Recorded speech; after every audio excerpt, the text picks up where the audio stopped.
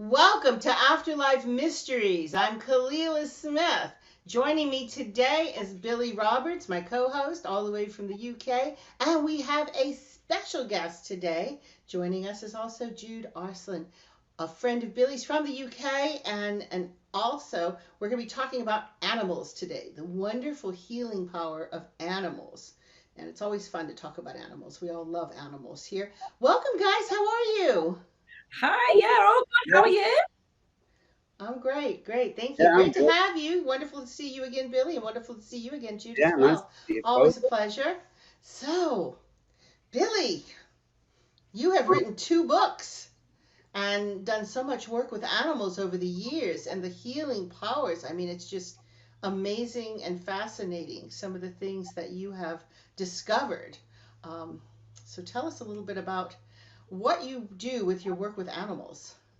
Well, I found that, I interviewed over 300 veterinary surgeons in the UK, and I found there was a similar thread through them all. I mean, everybody has always accepted the fact that, animals in our home, our pets, are reassuring. But they're far more than a fairy presence. There's a lot more to animals, dogs and cats, than we've previously thought. And today it's a scientific fact that animals contribute something which might be defined as metaphysical, but they release a very subtle energy into the atmosphere that precipitates the endorphins in our brains. So we know a pat a day, sorry, keeps the doctor away, or a cuddle a day keeps the vet away. And some of you might have noticed that, when you're in pain or you're feeling miserable or down in the doldrums, your dog or cat will gravitate towards you. People with backache have said that, the dog or cat will gravitate to the back. And, it's a warm presence, but something deeper than that is released. And, within a short space of time, you find that the pain has diminished. And scientists have wondered why this happens. And they do realize that there is something metaphysical, something scientific that goes on with the presence of an animal. The other interesting thing I found was a lot of research in Russia and in America. They concluded that a child brought up in a family with no animals is far more emotionally insecure than a child brought up with a pet of some description. We're not confined to dogs and cats. We're talking about other animals as well. Birds, parrots, and cockatiels, all these different animals contribute something to our background, our life. So, yeah, there's a lot to animals. And if we go back in history, the Egyptians revered the cat as a deity. They worshipped the cat. And they were quite cats then were quite venomous. They were quite aggressive. They protected their owners. But they buried the cats with the pharaohs and people of note because cats carried with them some sacred entity, some sacred energy.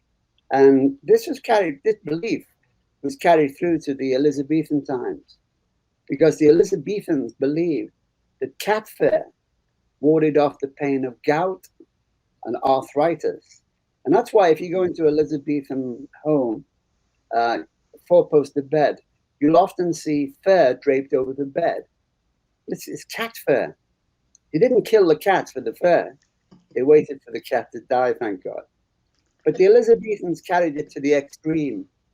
They used to bleed the ear of cats, and they'd mix the blood with an infusion of herbs, vinegar, and honey.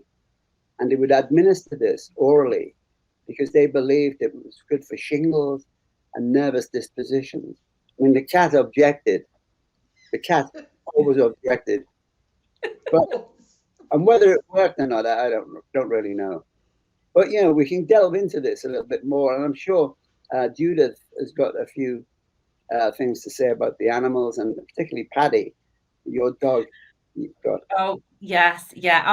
I mean, this is a story. Quite recently. It was about 18 months ago, and my mum had came to visit me, and I have a little pug, and his name's Paddy, and you know he's very well pampered, he's very well loved, and he's very spoiled. And this was completely out of character for him. My mum had come in and he'd done the greeting. He was, you know, wagging his little tail and he was licking her and loving her. But he'd climbed on top of her and he was smelling her. And then he sat down on a knee and he was staring at her. Now, the staring went on for approximately 3 hours. He just wouldn't stop looking at her. And this was totally out of character for him. And you know, the afternoon went on, and my mum had said to me, you know, is something wrong with Paddy? Is he unwell or anything? And I said, well, no, you know, he's fine. And you know, my mum was well in herself. You know, we were laughing and joking, and we just thought it was very strange behaviour that we'd not seen from him. And then a few hours later, she'd gone home, and she was taken ill very suddenly, and she was rushed to hospital, and she was unconscious for several days. And to me, I believe my dog had known that she was going to be ill and that there was something wrong. And I believe he was indicating and trying to tell her in his own way that this was going to happen and that she was, in fact, very poorly. Wow. Oh, amazing. That is amazing. It really is. Yes. I mean, sorry. I mean, I've been around dogs all of my life, and even when you know, when the strangest thing is that when we've had passings, some of my dad's dogs used to howl. Yeah. When somebody had passed away, and it was, you know, they could be miles away, and we know. Yeah. Wow, they knew. I was going to say some not all vets are au fait with this. A lot of vets are very skeptical, but the ones who are very interested in the psychology of pet healing, they believe that animals, particularly dogs and cats, they can monitor molecular changes in the atmosphere. So they can detect when you're not feeling too good. They can smell it. They can sense it. And this is why a lot of homes in the volcanic regions keep a dog or a cat, because they can monitor molecular changes and foretell the approach of a hurricane or a volcanic eruption 24 hours before it happens. And because of all this happening, they've now used on trained dogs and cats to detect the onset of an epileptic seizure in people with epilepsy. So they have an unusual skill. Whether we can define that skill as psychic or what, we do know that there is some kind of olfactory device in the nose of a dog. Present company Paddy, because he's got a short nose. But dogs with a long snout, they seem to be able to smell things. Now, it is a fallacy, though, that cats can see in the dark any better than humans. And this is another thing that came up in the research. Only some cats have an unusual ability to see in the dark, the same as humans. My wife can see in the dark. She claims, anyway. So we know animals play an integral part in human consciousness, and we cannot live in an animal-free planet because there's a lot more to them than we realize. Wow. Now, you being an animal owner, Kalila, you must have stories to tell. Oh, I do. I do. I have several cats right now. I think I've officially grown into the crazy cat lady, and I'm okay with that. But one of my cats is a female cat, and I've had her for about 4 years now. She was a rescue. All of my animals are rescues, and she's a tortoiseshell cat, and she's kind of the mother of the pack. And what she will do is she goes to each cat and she helps groom them. She'll start grooming the other cats and taking care of them. But a few years ago, when I had I had a dog that lived to be 18 years old. It was a tiny little Yorkie. She was only maybe 3.5 pounds. And when Pepper became ill, she couldn't just roam the house because she couldn't see, and I was afraid she was so small she might get shoved behind furniture. So I had like a little pen that I kept next in my office so that she could roam in her own little area and she wouldn't get lost in the house or under furniture. And the cat would climb in there with her and curl around her and keep her warm because Pepper was so old and very sickly, on and off again. Like every day would be like, oh gosh, today's the day, and then she'd go to the vet and she'd be like, no, she's better now. Now she's eating, and this went on for 2 years. She lived an additional 2 years after they were like, I don't know. So, but Coco, the cat, would go into her pen and wrap around her and kind of keep her warm and pretty much almost like holding her, and she seems to detect when the other animals need attention, or if one of them is ill, she will immediately go to them. And I thought that was very interesting because this is the first time I've had multiple cats, and they really do. It's amazing how much they look after one another. They really, and they'll have like one in the pack that is like the caretaker, and she just goes around and she takes care of all of the other cats and even the dogs. She'll go in and she'll sleep next to the dogs and cuddle up with them. Yeah, we hear stories about people moving home and the cat disappearing, and they move 100 miles away, and the cat will find them. It will travel 100 miles, and a lot of these vets believe that cats, particularly cats, have a navigational device, a navigational particle in the neurosystem, and it enables them to guide their way, to find their way home via the moon and the sun. So they're sort of astronomers in a way. Wow. They know the difference between night and day, and they can sense which direction their owners have gone into. And I think that's something else which is quite unusual. It's an ability we humans don't have. They also have, we know about chakras, and we've explored the subtle anatomy. Animals, particularly dogs, have two major chakras in the brain, in the head. We call it ajna here, between the brows. But a dog will have two chakras, so they can sense things in all directions. They're different than cats, obviously. Dogs seem to be they're territorial to a degree, but cats, they're very independent creatures because they don't seem to give a damn whether you want them or not. They live their own lives, and that's. I had a cat. My dad had brought me a cat. It was a kitten at first. He brought him as a gift to me when I was younger, and I was the only one that could tame this cat. He was my cat, and he wouldn't do anything for anybody else. But for some reason, he'd let me dress him. I'd put him in doll's clothes and he'd let me do it, but he wouldn't let anybody else do it. And I'd hold him like a baby. And I tell you, when I was ill, he would sit in my arms, cradling me the whole time. Whenever I was ill as a child, he would sit, and I was, when he died, I was absolutely devastated because he really was like my baby as well as my best friend. So whenever I was poorly, he would know. He would just come and sit in my arms, and he wouldn't leave my side until I was recovered. So I can see, I really can see the benefit, and I 100% believe that animals can not just sense a person's illness, they can actually help heal somebody as well. That's exactly it.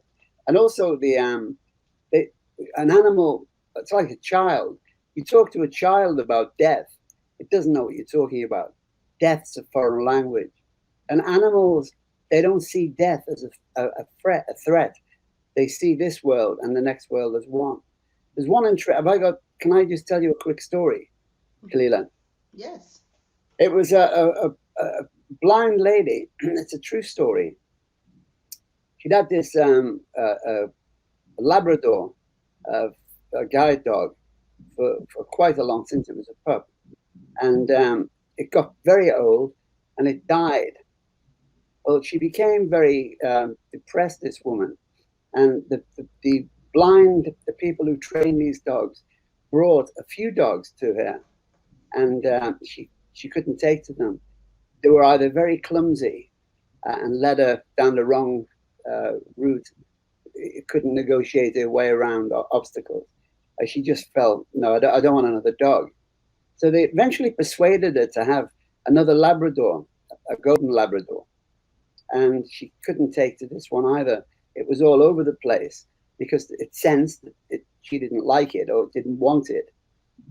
And then one day, all of a sudden, for no reason whatsoever, the dog started to behave and respond to her commands and lead her down the high street.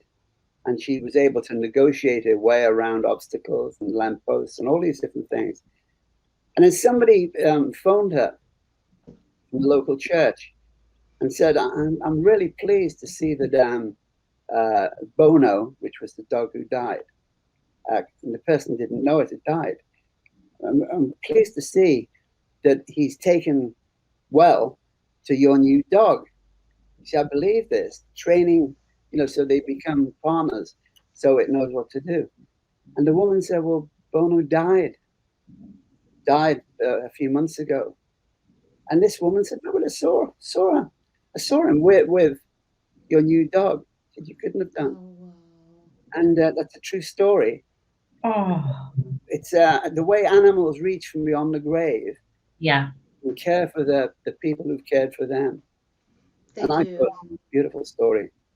They really do. So animals They're do play an integral part in human consciousness, and also they help our development, because we know that that there have been the PAT dogs, pets as therapy in the UK. I don't know that you have them in America. They do, yes, they do. But they take them round now to people who've had strokes, people who have had crippling illnesses, and these dogs particularly are able to encourage the person back to health. And particularly when they've had a stroke and they lose their mobility and their speech is incoherent, these animals encourage these people back to health. And I find it very, very uplifting to know that animals can do this. And people who are cruel to animals, and that's another story altogether. Cruelty is an abomination. And I don't know. And this stealing of animals today. Oh, that's horrible, horrible. And the abuse, yeah, that's terrible. It really is. People are cruel. There's a guy in Tallahassee, and he's got two dogs. He's got a Schnauzer called Breeze and a Labrador called George. And he's actually a skin specialist. And they're able to smell cancer that can't be detected. Some cancers can't be detected with traditional means. And these animals, these two, he just leaves them with the patient, and they're able to pinpoint the actual where the cancer is, and they'll growl or they'll lick it, and they save many lives just by this process. I think it's brilliant. Now, didn't you I also saw do a research? documentary with that. I'm sorry? I saw a documentary where they were trying to train dogs to sniff out cancer, and it was extremely interesting. They weren't wrong. I've heard of that. I've heard of that. Now, Billy, I know that in your books, you've got 2 books that you've written about animals, and I don't remember the details of the cat purring. Doesn't that create a frequency that facilitates healing as well? Yeah, I mean, there are some discrepancies in it. I mean, some people believe that when a cat blinks, it's a smile. In one of my books, the wagging of the tail, a dog will do, but cats do it also. And there's a particular pair. There's a frequency. If you put your cheek or your head against the cat's head and wait for a couple of seconds, it will begin to purr. And it's in a particular sequence. And it won't go on and on and on. It will stop at a certain point. But if you're feeling a little bit despondent, a little bit depressed, as a lot of people are in this pandemic, and you have a cat and you put your face, if you know the cat well and it's not going to rip your eyes out, as one of ours Right. would, it will purr. And there's something hypnotic about that purr. There's something, if you record it and play it on a loop, there's something that calms you down in it, and it will really send you out into another zone. It will help you to zone out. But Interesting. the wagging of the tail as well is another strange phenomenon that cats do, because in yoga there are 9 different pranic energies, and they say a cat has 9 lives.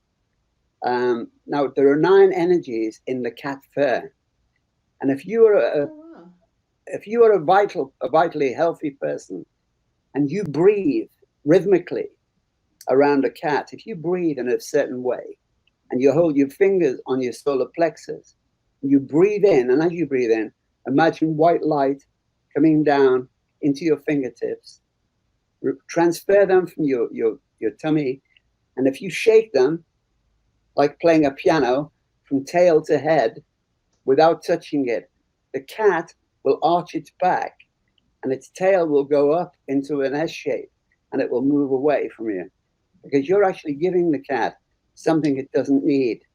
That's pranic energy. Has great amounts of pranic energy. Interesting. And, Very, very interesting. And color, that they respond to color. They say that dogs are colorblind, but dogs and cats respond to color. So if your pet is lethargic and not feeling too well, if you lie it down on a red bed, and if you can, bathe it in a red light, you'll find it will rejuvenate your cat or dog, give it the energy it needs, and it will recover very quickly. You can do it with any color, whatever color you feel it needs. This is chromotherapy, the art of healing with color. It's all fascinating stuff. It is. It really is, and they are really amazing, amazing creatures. You know, especially the cats. The cats are they're so in tune to everything. They really are. They really Yeah. are. I mean, and yes, sometimes they will try to claw your eyes out, but for the most part, and then they're sorry afterwards. You know, they're sorry. Yeah. But you know, the head butting, when sometimes they'll come and they'll butt their head up against you, or they butt their head against each other, and that's actually a sign that they're claiming you. So if they're butting their head up against you and trying to get you to pet them with that head butting, that's saying you're my person. They're claiming you as their human, and then of course you have to serve them, but nonetheless. They're I had such to do all of strange that with my creatures. cat. What's that? I had to do all of that with my cat. I'm pretty much sure I was his human, and I was Oh, under his control. absolutely, absolutely. They're I mean, still thinking that it's Egypt and everybody's worshiping them, and it's all about them. the other thing I've noticed with our 2 pussycat, I've always been a dog person ever since I was a kid. I had a cat when I was very young, but we lost a cat. We inherited Dolly's mother's cat, Bessie, who was 18 when she died. She was a lovely pussycat. And she introduced me to the feline world and made me look at cats in a different way. And we swore we'd never have another cat after Bessie when she passed away. But we moved. Dolly was commissioned to do a house up in a place called Ellesmere Port on the Wirral. This is before we moved to Cornwall. And it was on a farm, and the farmer, the way some farmers treat their animals. They had a cat that had a litter of 6 cats, and 2 of those cats were the ones we've got. They were female. Now we've got one. It's a tortoiseshell, long-haired tortoiseshell, and the other one is a tuxedo cat. Perfect bib, white bib, perfect white paws, and she's very demure, very refined. Whereas the other one is very scally cattish. She's rough and tumble. She'll have a go at anybody. or anything. But they actually, the farmer said to us, you can have them. They were 4 weeks old. You're not supposed to leave the litter that early. When we took them in, now we witnessed this farmer, the woman. She didn't have any cat litter. She pulled them up by the tail and put them on in the garden on the what did he call them? The mole, where the moles dig to do their business, and that was it. And she was very cruel. And so we were eager. We didn't want to get male cats because apparently they spray everywhere. So Dolly said, I would have had them all. We took Ellie and Poppy. Immediately, Ellie, the long-haired tortoiseshell, she gravitated towards me, being the scally one in the family, and the other one, being refined, gravitated towards Dolly. Now, bear in mind, they were 4 weeks old, and we sat in the front garden with the two. I had Ellie in my arms, and it was about 5 weeks after we got them. The woman, the farmer, will remain nameless for the time being. She came out to stroke Ellie, and Ellie hissed at her. Oh, she knew who she was, and she knew how wicked she was. And the lady went, "Oh, why is she doing that?" And I thought, well, don't you know? So animals they do have good memories as well. Oh, they do, absolutely. They definitely do, and they can tell who likes them and who does not like them. I mean, that's I always told that the way you can tell if a person is a good person is to put them around a dog. Bring your dog around them. If the dog doesn't like them, they're not a good person, and the dog will decide if they're worthy enough, you know. Right. And if they are not a good person, and they know people who are not animal people, they totally know that. And they will go out of their way to agitate them if they can, because they know it. And my cat was like that as well, you know. When my cat was like that, he knew who he could go to, who'd want fuss from him and who wouldn't, and he could be quite ruthless to those that didn't have a nice heart, so to speak. They can be. I mean, you know the expression being catty. I mean, they're very unpredictable. I mean, I actually find, Billy, that the female cats are more unpredictable and a little more finicky than the males. Actually, if you get a male cat and you neuter them before 6 months old, they will not spray. Really? You do have to get the neutering early, and you have to do it before six months before they develop their scent glands. And actually, you can prevent them from spraying. And actually, the neutered males have much better temperaments. Do they? Than the female cat. Oh yeah, the female cats, they're like catty. I mean, you can pet them for 1 minute, and then the next thing you know, I used to have I had a Persian cat that someone had given me, and she was horrible. She's absolutely horrible. Beautiful cat, beautiful gray Persian cat, and she would come over and she'd lean up against me, and I would pet her and I would brush her, and then she would have enough of that, and she'd walk away, and she'd get about halfway across the room, and she'd stop. And she would turn back and look at me and then charge at me and bite me and then take off again. And she did this every time I had encountered her. She did it, and it was like, what is wrong with this crazy cat? And but I found out that she had been with someone who had really neglected her and was not nice to her. So she had some PTSD going on, I guess you could say. But yeah, cats, you know, my female cats, they're just they can get really nasty at times. Oh yeah. The other cats and with the dogs. I've only ever had male. I've had two boy cats. I have, and they were, I've got to say, as good as gold. As a matter of fact, I used to get asked if I trained them that way, and I didn't need to. They were just natural. They were good for me. I think the males tend to be, once they're neutered, I mean, if they're not neutered, they stray a lot, and, you know, they roam the neighborhood and they spray, and it can be... I never had that with mine. My two boys were never neutered.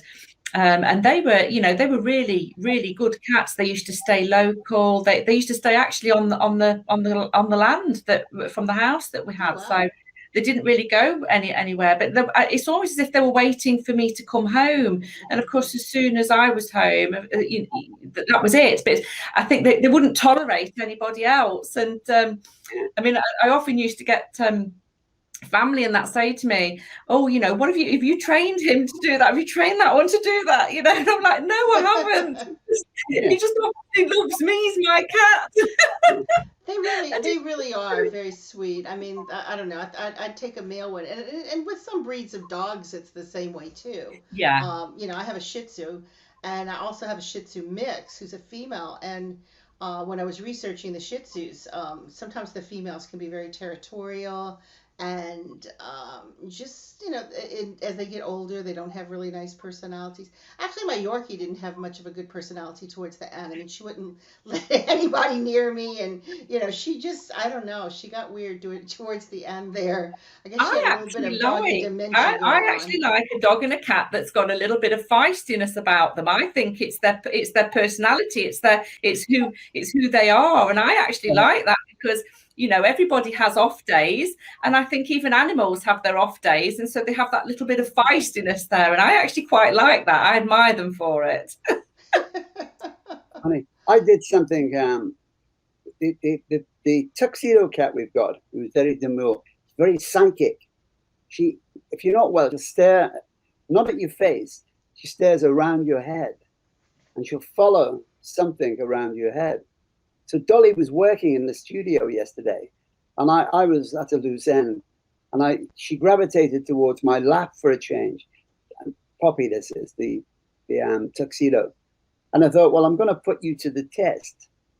I don't know whether this constitutes exploitation or what, but I got a piece of paper and I wrote down all the numbers of the lottery.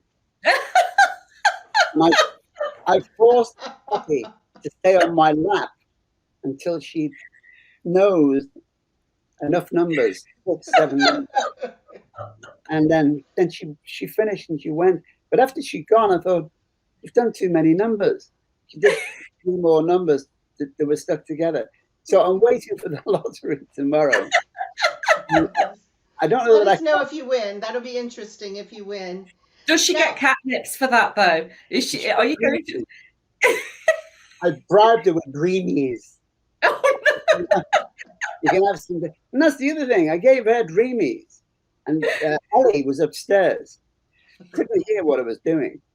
Within moments, Ellie came down the stairs. She sensed Dreamies coming out of the box, so I had to give her Dreamies. And then I had to give. My dog's like that. You open the keys knocker and he's there straight away. They are psychic. They say they're psychic, that they're definitely psychic. Now, I don't know what your thoughts are on this, Billy, but I find, especially having worked with, being a medium and also having worked in the paranormal for so long, that the cats in particular, they really are sensitive to other spiritual energy, spirits being in the house. They definitely will see things. The dogs as well. I mean, they'll just stand in a corner and bark at something. That's not there, but there is something there, and it's very unusual. But the cats in particular, and it's funny because the cats, there's one cat that I have had. I guess she's about 13 years old now, and originally got her. She could fit in the palm of your hand, only if you couldn't hold her in the palm of your hand. Now I don't know how he caught it, but my ex-husband somehow caught this kitten, and it was freezing outside, and he brought it in the house. And I went over there one day and I see this little tiny kitten, and he says, I'm not bonding with it very much, so I don't know what I'm going to do with it. And I thought, gosh, I better get it out of here because he's going to throw it back outside. So I somehow caught it, put it in a carrier and got it home. And this cat, I thought, well, if we really tame it, it'll be okay. I could never tame this cat. I mean, this little thing, it was this big, and it would hiss and growl, and it was wild. It was a wild kitten. So I put her in the back room. I had her in a particular room that I call the cat room. And my daughter, who had Down syndrome, was fascinated with this kitten because she was so tiny, and it was the only cat we had at the time. And, she said, that's my kitten. I want the kitten in my room. So I said, okay, that, it's fine. I said, the cat's crazy. It's going to bite you. And she said, no, she won't. And I put the cat in Stephanie's room, and within a short while, the cat really bonded with her. And I think the cat knew that she was special. And Stephanie would sit on the floor and play her video games, and the cat would come and sit on her lap, and she would call the cat. She would walk all over the house as the cat grew. She'd walk all over the house, and she'd say, "Come on, come on." And the cat followed her everywhere she went. If Stephanie was sitting at the table coloring in her coloring books, the cat would be right there. No matter where she was, the cat was like connected to her. Wow. And it was, very strange because I used to have to hire people to come to my house and help me catch the cat to take it for shots. I mean, this cat was she was wild. And I felt so bad for the cat after my daughter passed away, because the cat I really thought, oh God, this cat is going to just mourn. And it was very strange because the cat started sitting in the same places where Stephanie always sat. Oh. And she would just stare at this one chair and just stare at it and stare at it and stare at it. I thought, I wonder if she sees her. And over time now, I mean, my daughter's been dead now for maybe 8 years now. As long as that, didn't think. Yeah. Wow. And now the cat has bonded with me. And now I can pick her up. She'll come and sit on my lap. It's like a totally different animal, completely different animal. But I know for certain that for a long time she saw that cat. She saw Stephanie. I know she did. And this cat was so wild. At first I thought, I have to get rid of this cat. And then I said, well, I can't, because that's my last connection to her. Is that crazy wild cat that I can't touch and I can't take to go. If she gets sick, I'm really out of luck, because you can't do anything with her.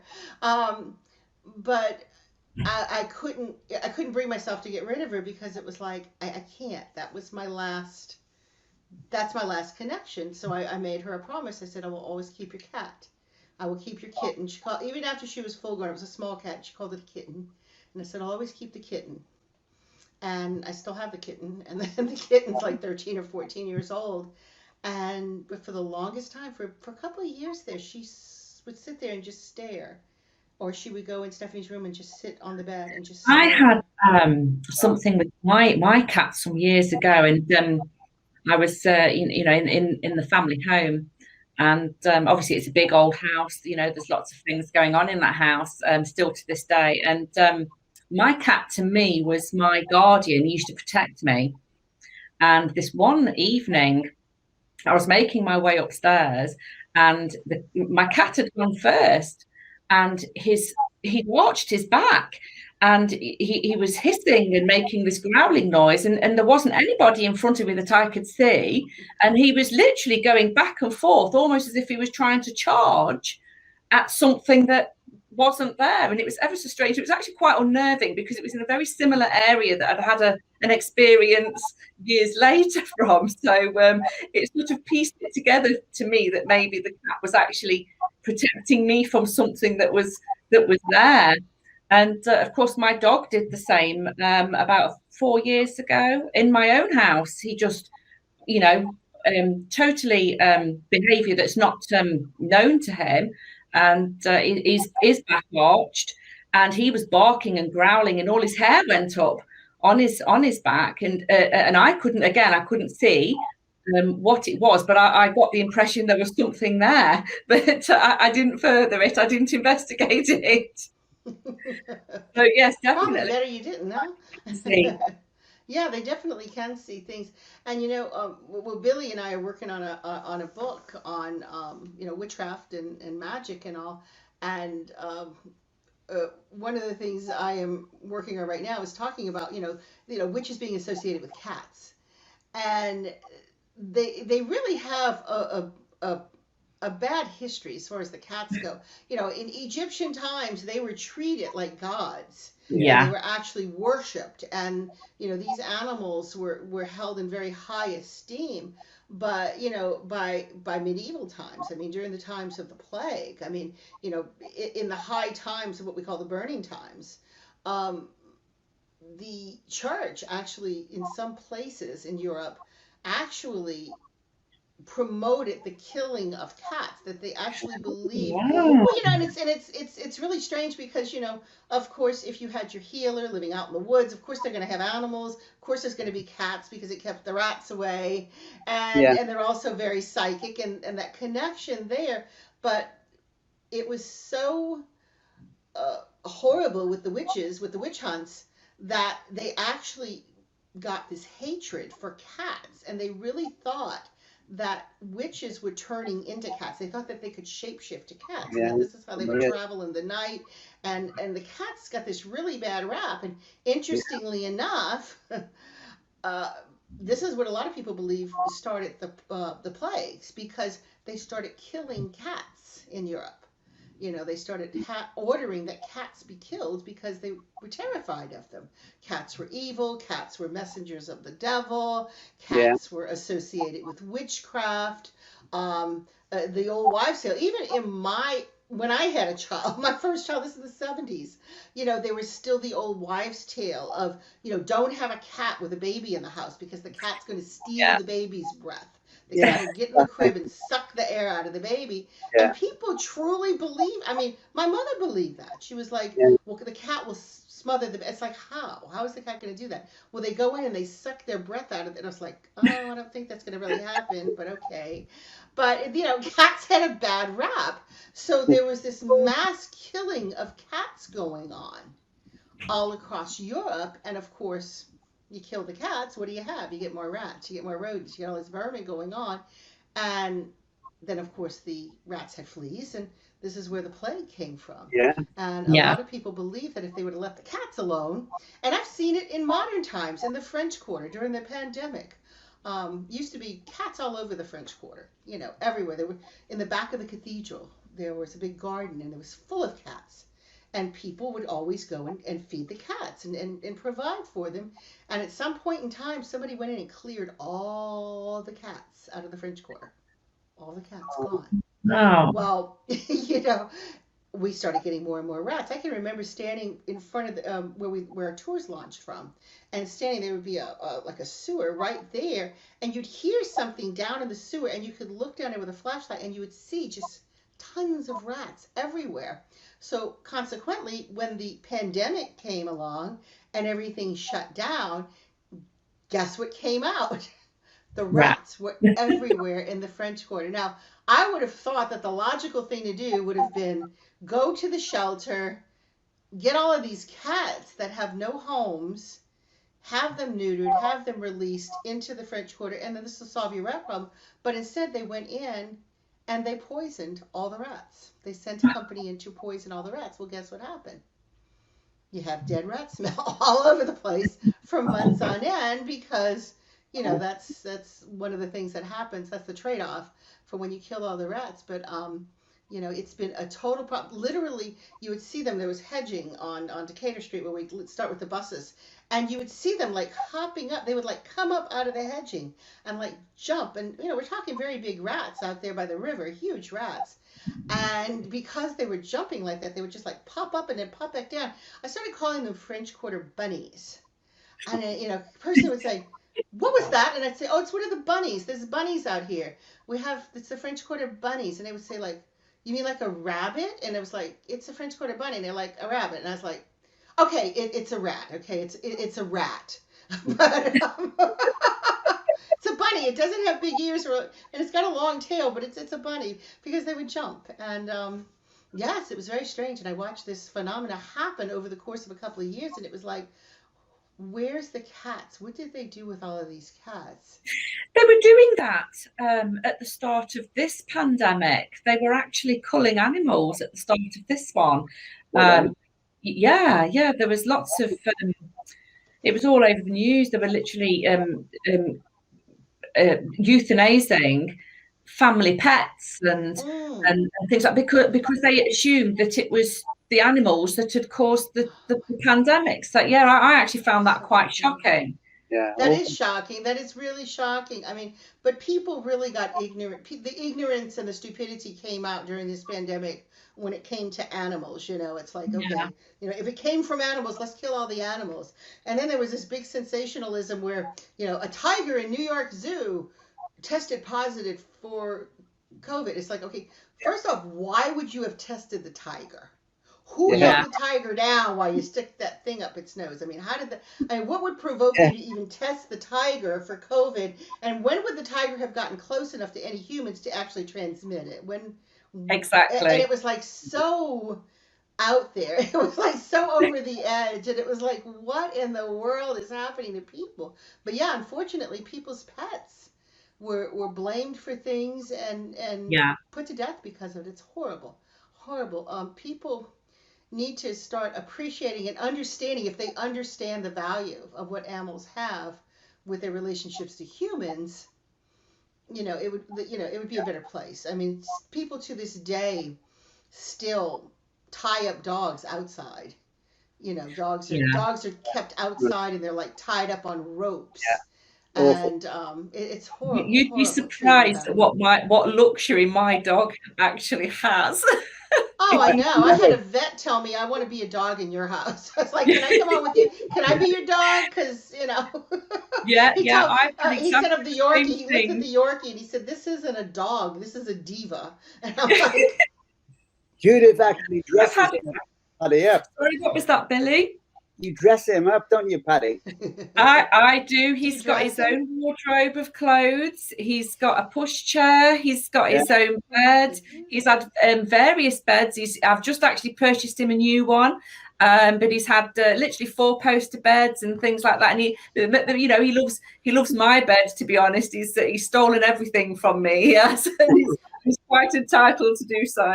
Well, Yeah, those kind of dogs with the little flat face. I mean, those kind of dogs. That's what they're bred to do, is look cute sitting on a pillow. do It you know really what? is. I've actually They're done not that with work every dog. dogs. Yeah. Every dog and cat that I've actually had, and I've had a few over the years. I mean, my dad was a huge animal lover. In our house, we'd had about 7 dogs all in one go. He'd rescue them, and we'd have all these dogs, and I've always grown up with dogs and cats. And my dad absolutely loved them, and I take after him, I think, on that score, because obviously my dad didn't dress his dogs, but I did. Well, Patty probably is used to it by now. But we are running out of time now. Billy, show us the books. Let's show everybody the books. Yeah, well, and how they can get the books, because these are wonderful books. They're all on Amazon. And we have that one is A Wag is as good as a smile. And it is. Then we've got The Healing Paw. The Healing Paw. Yeah. Not all angels have wings, and this is true, guys. Dogs and cats, there are miraculous stories out here of dogs rescuing people, and I even had a dog at one time who barked and barked and barked one night, and the old man's house across the street was on fire, and we were awakened and were able to call the fire department because the dog kept barking at the window and alerted us that the man's house was on fire. So it's pretty amazing. But you can get Billy Roberts' books on Amazon.com. Just go into Amazon.com and type in Billy Roberts, and it's going to bring you to his page with his books on animals and other books that he has. And you can always get a hold of me at KalilaSmith.com. I have a website, and it's my name, KalilaSmith.com. I'm also on Facebook. We've got an Afterlife Mysteries page on Facebook. And Billy and I also have a page, Billy Roberts and Kalila Smith, on Facebook. So come and like the page, see what we're up to. Billy and I are working on a couple of new books right now, getting ready to come out hopefully soon. But we're running out of time, folks. I want to thank Jude. Thank you for joining us. I loved hearing about Patty. I've had so much fun, and it's always a pleasure to have you on the show. And Billy, it's always wonderful to see you and spend time talking with you, because it's just so fascinating. Yeah. You're just a plethora of information, especially when it comes to animals and psychic abilities and so forth. But we are going to say good night for now, or good afternoon, depending on where you are. If you're in the UK, it's good night, folks. Yeah. And if you're in America, it's good day. And thank you all for tuning in for another episode of Afterlife Mysteries. And we look forward to seeing you next time. Have a great day. And you.